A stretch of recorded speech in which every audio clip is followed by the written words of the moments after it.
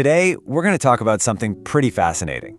It's this connection between the simple act of fasting and how it can be a secret weapon for building up your mental strength, your self-control. Let's dig into how that actually works. Have you ever been there? You're trying to eat healthy, but that slicey cake is just screaming your name, or you really need to get some work done, but you can't stop scrolling through your phone. We've all had that feeling, right? That sense that we're not quite in the driver's seat of our own lives. And that really gets to the heart of the whole self-control struggle. You can think of it as the skill of, piloting yourself. Steering your own ship towards what you really want in the long run. It's a challenge for literally everyone, but figuring out why it's so tough is the first step to getting better at it.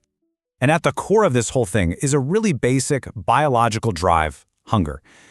Right up there with the need to sleep, it's one of the most powerful and fundamental urges we have. It is hardwired into our DNA for survival, which is exactly why trying to resist it can feel almost impossible sometimes.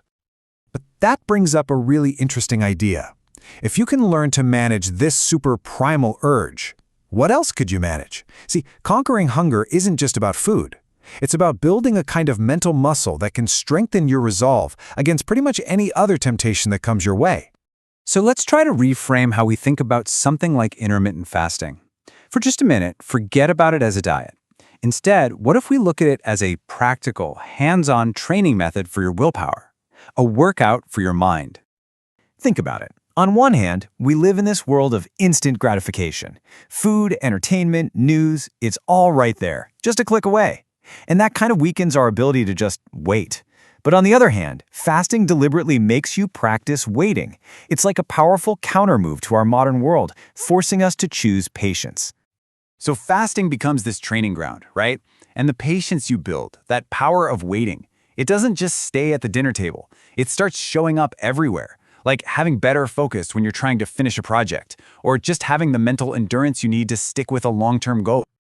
So how does this actually build real confidence? Well, psychologically speaking, confidence isn't something you're just born with. It's built, piece by piece, by stacking of small, successful actions. And this is where things get really interesting. It creates this incredible domino effect. It all starts with one tiny win. You feel a hunger pang, and you successfully just wait it out. That one little action gives you a jolt of confidence.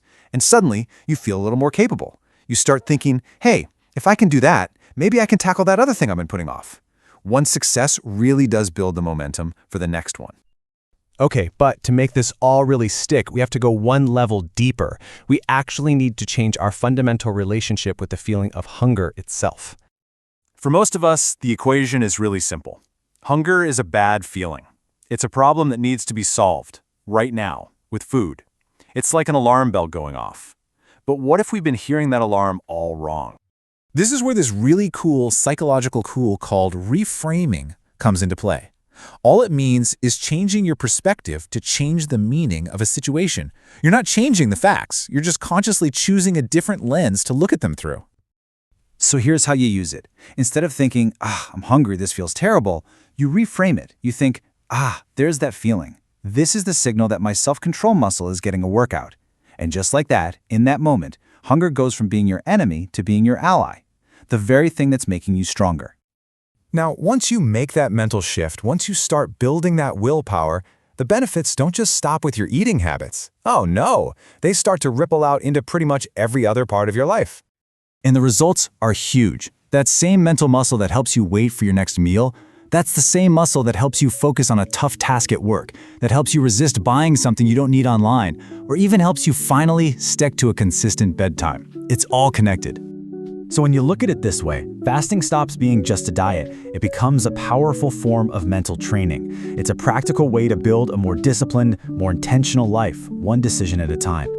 So I'll leave you with this question. The next time you feel that little pang of hunger, how are you going to see it? As a problem that needs to be fixed, or as an opportunity, a signal that your training is working? The choice is all yours.